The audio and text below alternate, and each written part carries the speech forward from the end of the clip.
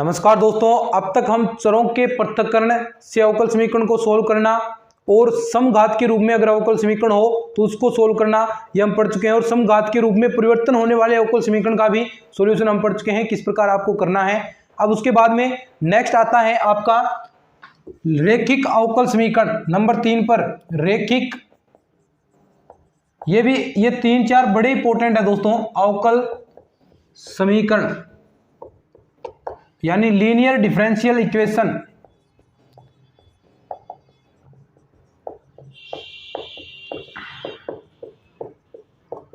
रेखिक अवकल समीकरण, सबसे पहले जो रेखिक अवकल समीकरण है उसका मानक रूप क्या है। अगर वह dy/dx के रूप में हो तो आपको ऐसा मिलेगा, dy/dx के रूप में है तो आपको py यानी y है तो यहां पर y के रूप में फंक्शन मिलेगा बराबर q। यहां पर देखिए जहां p q क्या है, जो चर x है, चर x के तथा अचर, ठीक है, या तो ये x है यानी x के रूप में हो सकते हैं, x के रूप में बहुपद हो सकते हैं, x के रूप में फलन हो सकता है q और p, लेकिन y के रूप में नहीं होगा अगर ये dy/dx के रूप में है तो। लेकिन यदि ये dx/dy में है, ऐसी भी बन सकती है dx/dy, तो यहां पर क्या होगा px, x जहां ऊपर वाला है तो यहां पर ये होगा q। अब यहां पर जो p तथा y है, अब p तथा y क्या है, p तथा q y के फलन है, y के फलन, या फिर कोई अचर राशि हो सकती है, 5-3 ऐसे हो सकते हैं, लेकिन कभी भी इस रूप में x के नहीं होंगे और इस रूप में कभी p और y के नहीं होंगे। तो ये तो हो गया जो लीनियर डिफरेंशियल इक्वेशन है आपकी रेखिक अवकल समीकरण का मानक रूप, रेखिक अवकल समीकरण का मानक रूप। अब इसका आपको सॉल्यूशन करना है। अगर इस रूप में आपको इक्वेशन मिल जाए तो आप उसका सॉल्यूशन कैसे करेंगे। तो इसका सॉल्यूशन होगा दोस्तों, देखिए आपने पढ़ा भी होगा, सारी चीजें हम एग्जांपल से भी सॉल्व करते हैं, आपको पता होगा। तो देखिए इसका सॉल्यूशन होगा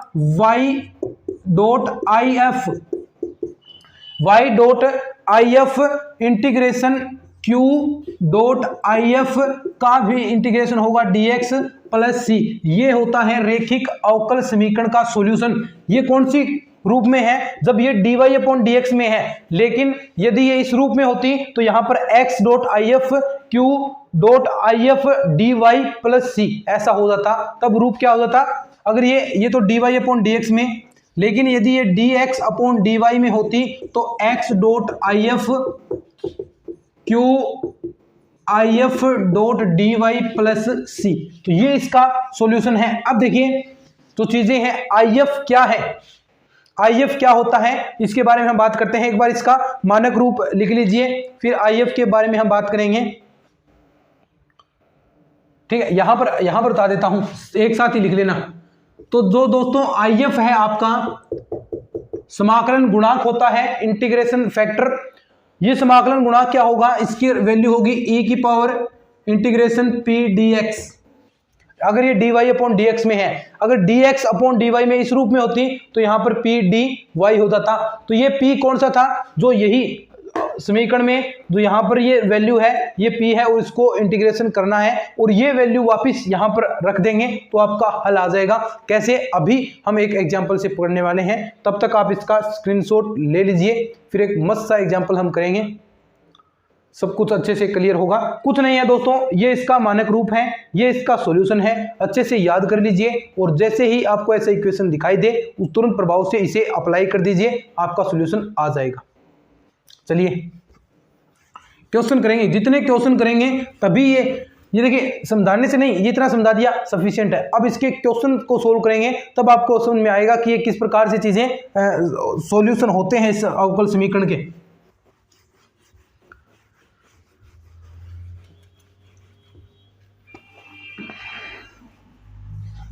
क्वेश्चन है आपके पास, चलिए मैं क्वेश्चन लिख देता हूं। हाँ जी, आपको दिया है क्वेश्चन dy/dx माइनस y बराबर cos x का व्यापक हल है,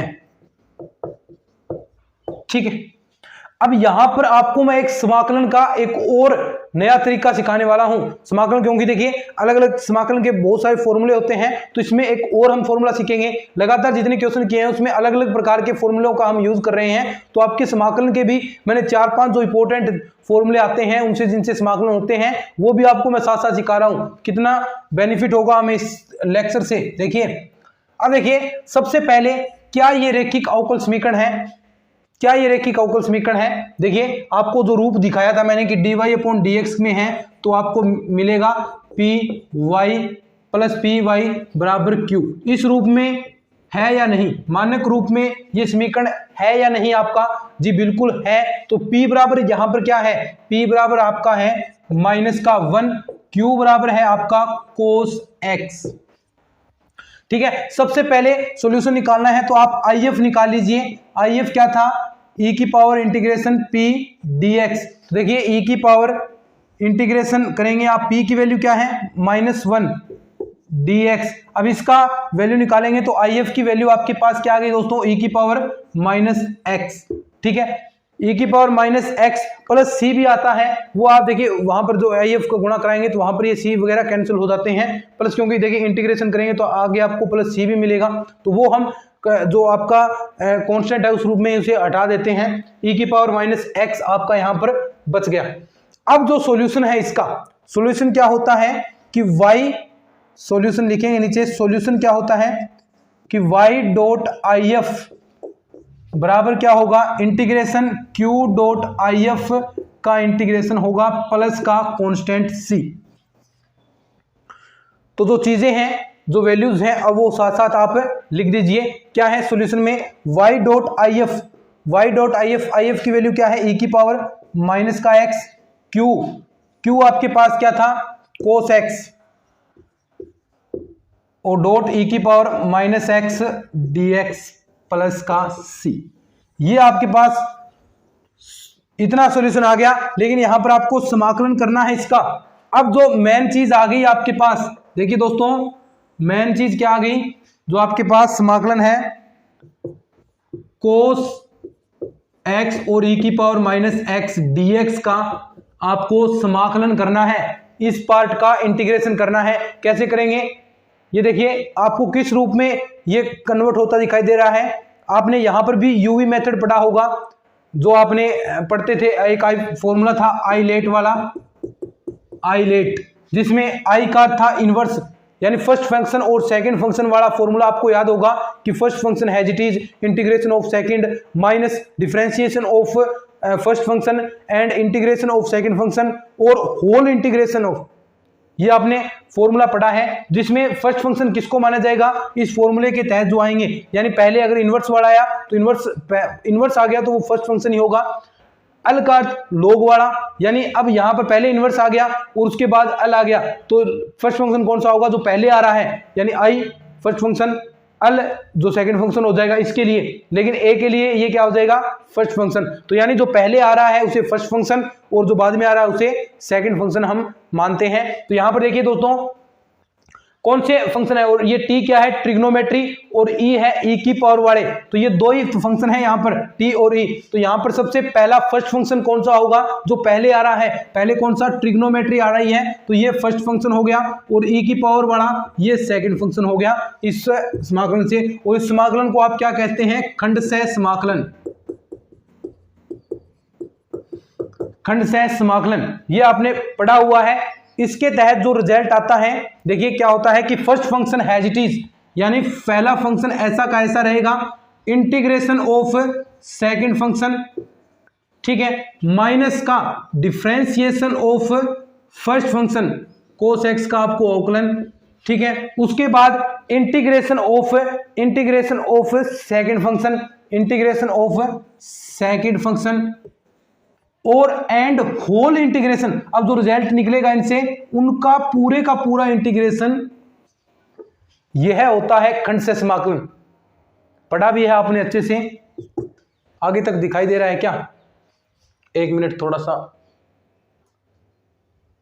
ठीक है, अब दिखाई दे रहा है। अब यहां पर देखिए सबसे पहले cos x ऐसा कैसा रहेगा, e की पावर माइनस एक्स का इंटीग्रेशन e की पावर माइनस एक्स और साथ में माइनस भी यहां पर आ जाएगा, यानी माइनस का e की पावर x, ठीक है। माइनस अगर d upon d x cos x का आप अवकलन करेंगे तो क्या आएगा, माइनस का साइन एक्स, तो माइनस का यहां पर आ गया साइन एक्स, ये इंटीग्रेशन वाला एक तो पढ़ाई है, इसका यही इसका होगा माइनस का e की पावर माइनस का x, ठीक है, और ये अवकलन हो गया और पूरे का dx, तो ये क्या हो गया, माइनस से आपका प्लस हो गया, माइनस कोस x e की पावर माइनस x, ठीक है। ये जो आपका समाकलन है वो i बराबर है, ठीक है, ये जो वैल्यू थी आपने इसे i मान लीजिए, ठीक है, इसका रिजल्ट आपको निकालना है, i बराबर मान लिया इसको आपने कोस एक्स। अब देखिए यहां से माइनस प्लस हो गया, अब माइनस का साइन एक्स और e की पावर माइनस एक्स dx, क्या देखिए दोस्तों, अब इसका समाकलन वापिस इसी रूप में हो गया, वापिस इसे ऐसी ही प्रोसेस यहां पर करनी पड़ेगी। फर्स्ट फंक्शन कौन सा हो गया, ये, और सेकंड वाला ये हो गया, यानी ये तो सल्ट गया था माइनस कोस एक्स e की पावर माइनस एक्स। अब देखिए ऐसा ही first function has it is, first function ऐसा का ऐसा, इंटीग्रेशन ऑफ सेकंड, अब डायरेक्ट मैं इंटीग्रेशन कर देता हूं, इसका इंटीग्रेशन करूंगा तो e की पावर माइनस एक्स अपॉन में माइनस वन, ठीक है, minus differentiation of first function, sine a का अवकलन करेंगे तो क्या आएगा, कोस एक्स, इंटीग्रेशन इसका करेंगे e की पावर माइनस एक्स अपॉन में माइनस वन, और इसका पूरे का इंटीग्रेशन dx, ठीक है।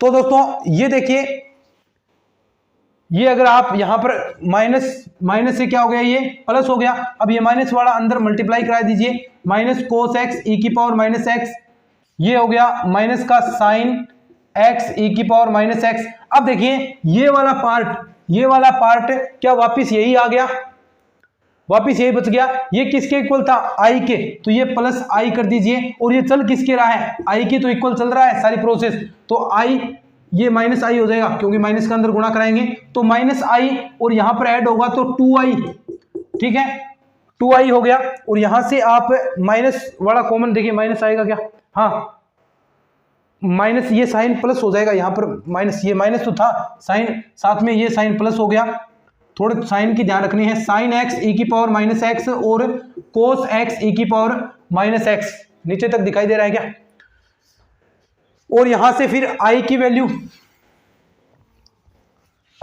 क्या आ गई, i की वैल्यू आपके पास आ गई e की पावर x माइनस एक्स, आप कॉमन ले लीजिए, तो sine x minus cos x upon में 2, ये i की वैल्यू आ गई आपके पास, और ये क्या थी, यहां पर जो हल था आपका, यही तो हमने i माना था इसको, देखिए यहां पर मैंने कहा मान लीजिए इसको i, तो यहां पर ये वैल्यू आप वापिस पुट कर दीजिए, तो आपका रिजल्ट आ जाएगा y डॉट e की पावर माइनस एक्स, यहां पर पुट करेंगे e की power minus x sine x minus cos x upon में 2, ये आपका रिजल्ट आ गया, e की पावर माइनस एक्स से e की पावर माइनस एक्स आप कैंसिल भी कर दीजिए, ये दोस्तों आपका टोटल रिजल्ट है।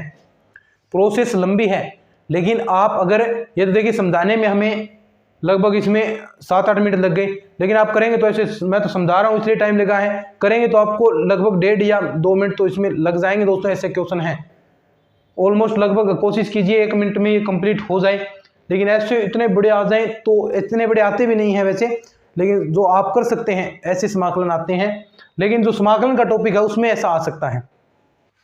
फटाफट स्क्रीनशॉट लीजिए।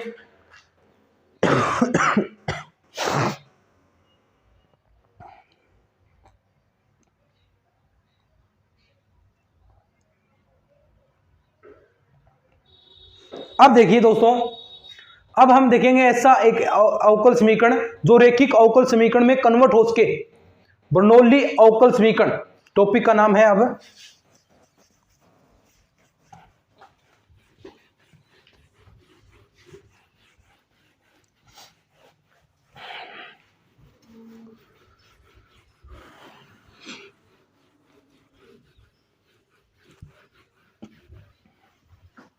क्या है, बर्नौली अवकल समीकरण।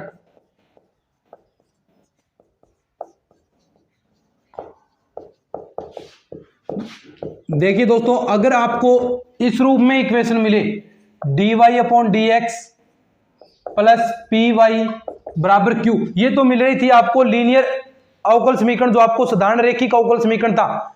लेकिन अगर अब यहां पर आपको जो y है ये y की पावरों के रूप में यहां और मिल जाए, साथ में y की पावर n 1 2 3 कैसी भी हो, जो y फंक्शन है वो यहां पर आपको पावरों के रूप में भी मिल जाए, तो क्या करेंगे, इसे रेखिक अवकल समीकरण में आपको परिवर्तित करना पड़ेगा। इसे पहले जो रेखिक अवकल समीकरण है इसका सॉल्यूशन निकालेंगे, तो सबसे पहले जो आपका रेखिक अवकल समीकरण था क्या रूप था, वो रूप था ये, इसको हटाने के बाद जो रूप बचा था वो रूप इस रूप में आपको कन्वर्ट करना पड़ेगा। वो कैसे करना है वो बताता हूं। सबसे पहले देखिए, इस समीकरण के अंदर y की पावर n का भाग देने पर, भाग दे दीजिए, तो भाग देंगे तो यहां पर देखिए दोस्तों क्या आएगा, यहां पर y की power minus n dy upon dx, ठीक बात है, प्लस p, अब देखिए y तो यहां पर है, y की पावर n का भाग देंगे तो यानी y की पावर, देखिए एक कम हो जाएगी ये एक पावर क्या हो जाएगी ये, यहां पर एक तो है ही और ये ऊपर जाएगी यानी -1, तो 1 - 1 आपकी पावर हो जाएगी पी वाई की पावर 1 - n और बराबर q, ये आ गया। लेकिन बात तो यही रही, अब आपको यहां पर मैंने कहा था कि ये आपको एकांक और धनात्मक dy अपॉन dx वाला एकांक और धनात्मक आपको बनाना है, तो ये y की पावर -n भी आपको यहां से हटाना पड़ेगा।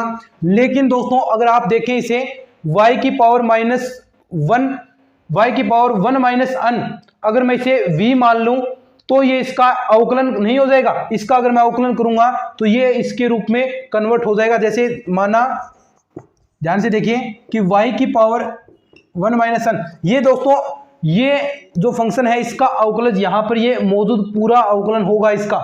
कैसे, y की पावर -1 को आपने v मान लिया, तो यहां से अगर आपने इसका अवकलन किया तो 1 - n तो आगे आएगा। अब y की पावर कितनी बचेगी, 1 एक कम हो जाएगी, एक कम होगी तो यानी y की पावर माइनस का n, और y का अवकलन करेंगे तो dy अपॉन dx बराबर dv अपॉन dx, मानक रूप में हम कन्वर्ट कर रहे हैं।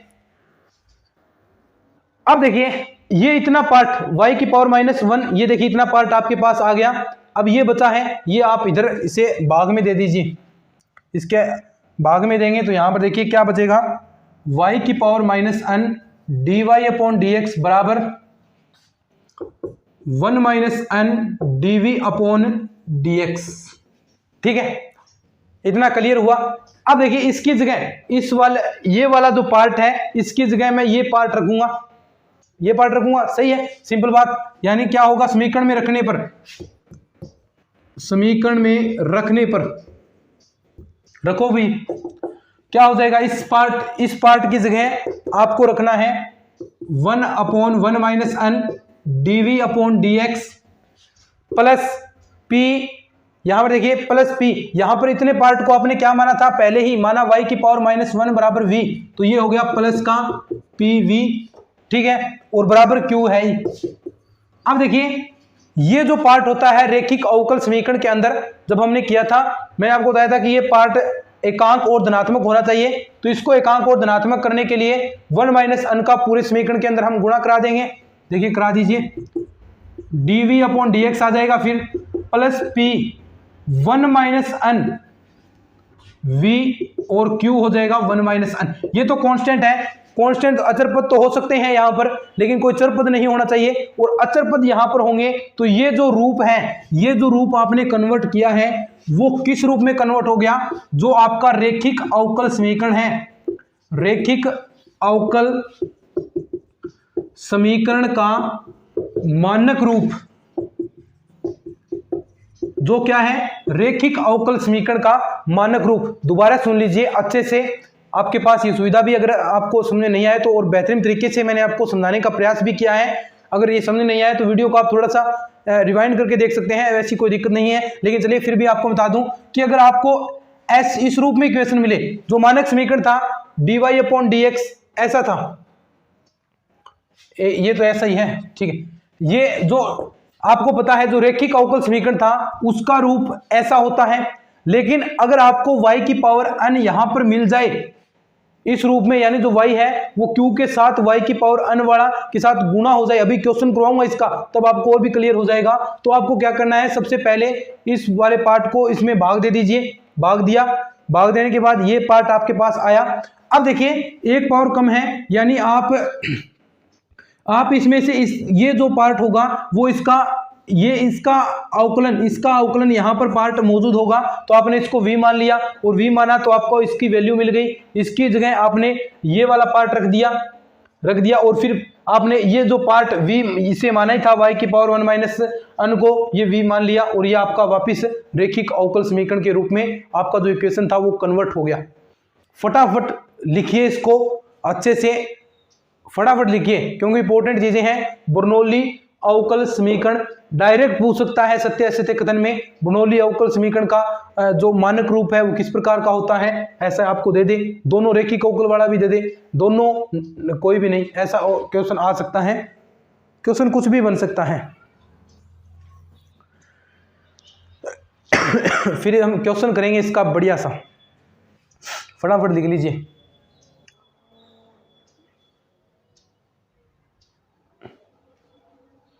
ठीक है, चलिए क्वेश्चन लिखते हैं फिर हम।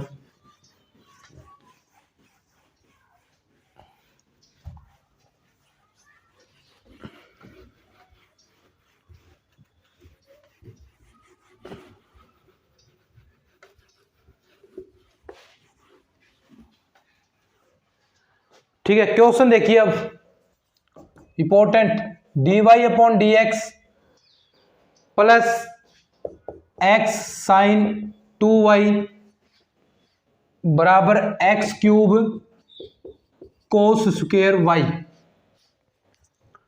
ठीक है, अब मैंने यहां पर आपको बताया था कि यहां पर जो पार्ट होगा केवल मात्र x का होगा। अब y का, यानी वापिस वही रूप इसमें जो कन्वर्ट हो गया। हमने अभी पढ़ा था कि dy अपॉन डी एक्स अगर p y बराबर क्यूब y की पावर n, तो ये देखिए y की पावर n के रूप में वापिस आपको ये फंक्शन मिल गया। कैसे मिला, y की पावर n, इसे साइन 2y का फॉर्मूला भी आप लगा सकते हैं। चूंकि सबसे पहले मुझे बताएं साइन 2a बराबर क्या होता है, 2 sine a cos a। Trigonometry के फॉर्मूले भी आपको याद करने हैं और वो भी हम अच्छे से इतने मस्त तरीके से करेंगे। ट्रिग्नोमेट्री आप कभी भी नहीं भूलोगे। Sine 2 sine a cos a। अब देखिए ये फॉर्मूला यहां पर लगा दीजिए, dy upon d x plus x sine y cos y बराबर होगा x cube cos square y। अब देखिए मैंने कहा कि y की पावर n है, उसका भाग देना है, तो y की पावर n की जगह क्या है, कोस स्क्वायर y। तो अवकल समीकरण में कोस स्क्वायर y का भाग देने पर, अब इस कोस स्क्वायर y का हम इस समीकरण में भाग देने वाले हैं। क्यों, क्योंकि हमने पढ़ा है इसको, अभी मैंने सिखाया था आपको कैसे इसको कन्वर्ट करना है रेखिक अवकल समीकरण में। तो कैसे देखिए, कोस स्क्वायर y का यहां भाग देंगे, dy upon d x 1 upon cos square y plus 2x sine y cos y upon में कोस स्क्वायर y। ठीक है, अपॉन में कोस स्क्वायर y, और यहां से कोस स्क्वायर y से कोस स्क्वायर y आपका कैंसिल हो गया। अब देखिए इसे 1 अपॉन कोस स्क्वायर थीटा क्या होगा, ऊपर जाएगा sec square y dy upon d x plus एक कोस से एक cos cancel, sine upon cos यानी टेन 2x टेन y बराबर एक्स क्यूब। ठीक है, अब देखिएगा दोस्तों क्या था, sec square y dy upon d x plus 2x tan y बराबर एक्स क्यूब, बराबर क्या, एक्स क्यूब। अब इसके बाद मैंने इसे चेंज करने के लिए आपको बताया था कि जो ये वाला पार्ट है, ये y की पावर माइनस n वाला 1 माइनस 1 वाला, इसे आप क्या मानेंगे, v के बराबर। तो टेन y बराबर आपने मान लिया v, टेन y बराबर आपने मान लिया v। तो यहां से सेक स्क्वायर अवकलन करेंगे, sec square y d y upon d x बराबर आ गया d v upon d x के, यही तो आएगा अवकलन करेंगे। तो अब इसकी जगह क्या रखेंगे आप, d v upon d x, tan y की जगह वी, तो देखिए लिखिए टेन वाई बराबर वी, तो सेक्स के d y upon d x की जगह d v upon d x, d v upon d x plus 2x v और बराबर क्या है x क्यूब। तो ये रूप दोस्तों किसका बन गया, आपका जो रेखिक अवकल समीकरण था उसका रूप बन गया। और उसका सॉल्यूशन आपको पता है क्या निकालना होता है, उसमें IF निकालिए। IF क्या है आपके पास, ये देखिए जो टोटल पार्ट बचा है, यानी IF में क्या होगा, ये 2x वाला आप लेंगे पूरा, 2x वाला पूरा लेंगे। IF बराबर e की power integration p dx, p की जगह क्या है 2x और q की जगह x क्यूब, तो यहां पर e की पावर 2x इंटीग्रेशन करेंगे 2x dx का, तो यहां से जो IF है आपका वो क्या आएगा, e की पावर 2x स्क्वायर अपॉन 2, तो यहां से डायरेक्ट x स्क्वायर आपका रिजल्ट आ जाएगा, e की पावर x स्क्वायर, ये IF आ गया आपका। अब देखिए ये IF, तो जो सॉल्यूशन होता है एक बार इसका स्क्रीनशॉट लीजिए, जगह कम है, फिर हम थोड़ा सा इसका सॉल्यूशन और करते हैं। स्क्रीनशॉट या फिर आपको लिखना है वो लिख लीजिए, फटाफट लिखिए भाई, फटाफट लिखो रे फटाफट। चलो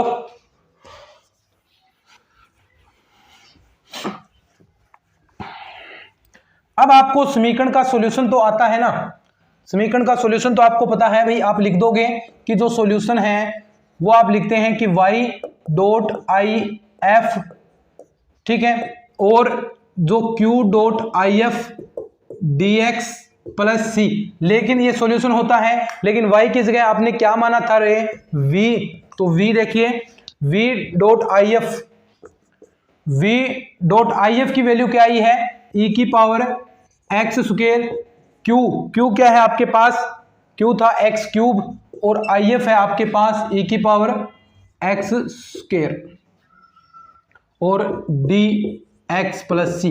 अब वही बात जो आपने खंडशः समाकलन में किया था, इसका आप समाकलन कर लीजिए। समाकलन करने के बाद v की वैल्यू वापिस, जो v की वैल्यू थी tan y, यहां पर वापिस ये tan y वैल्यू रख दीजिएगा, tan y e की पावर x स्क्वायर बराबर integration x cube minus e की पावर डॉट e की पावर x स्क्वायर dx। अब वो जो लंबी प्रोसेस थी, वो जो एल्जेब्रिक स्ट्रक्चर आई लेट, तो ये आपका फर्स्ट फंक्शन हो गया, ये आपका सेकंड फंक्शन हो गया, और उससे आप खंडशः समाकलन से आप इसे सोल्व कर सकते हैं और इसका आपका सॉल्यूशन इजीली तरीके से आपको मिल जाएगा। तो दोस्तों ये था आज के इस लेक्चर के अंदर हमने क्या पढ़ा, थोड़ा सा आपको क्विक रिवीजन दे देता हूं मैं। आज के इस लेक्चर के अंदर हमने रेखिक अवकल समीकरण के बारे में पढ़ा। रेखिक अवकल समीकरण का जो मानक रूप था, रेखिक अवकल समीकरण, देखिए दोस्तों हमने अब तक चरों का पृथक्करण वाले अवकल समीकरण पढ़ लिया, समघात वाला पढ़ लिया। आज हमने पढ़ा था जो रेखिक अवकल समीकरण है, रेखिक अवकल समीकरण, तो इसका जो मानक रूप था dy upon d x plus p y बराबर क्यू, ये रेखिक अवकल समीकरण का मानक रूप था। अगर dy अपॉन डी एक्स के रूप में अगर आप ये ऐसी इक्वेशन होती है dx अपॉन dy, तो यहां पर प्लस है p x और q, जहां पर इसमें तो p और q किसके फंक्शन थे, x तथा अचर भी हो सकते हैं, लेकिन इसमें क्या होंगे p और q y तथा अचर। और इसका सॉल्यूशन मैंने आपको बताया कि IF आप कैसे निकालोगे, IF निकालोगे e की पावर इंटीग्रेशन p dx, ठीक है। अगर ये इस रूप में है तो यहां पर dy आ जाएगा, एक ही बात है। और इसका सॉल्यूशन, जो ये समीकरण है आपका, इसका सॉल्यूशन क्या था, y डॉट आई एफ, अगर ये इस रूप में है, अगर इस रूप में होती तो यहां पर x आ जाता, integration q dot I F dx plus का c, ये रैखिक अवकल समीकरण का सॉल्यूशन था। और उसके बाद हमने एक एग्जाम्पल पढ़ा, उसमें मैंने आपको समझाया कि किस प्रकार ये आप निकालेंगे, हल कैसे सोल्व करेंगे। उसमें हमने एक समाकलन भी किया था, खंडशः समाकलन वाला, वो भी आप सीख चुके होंगे।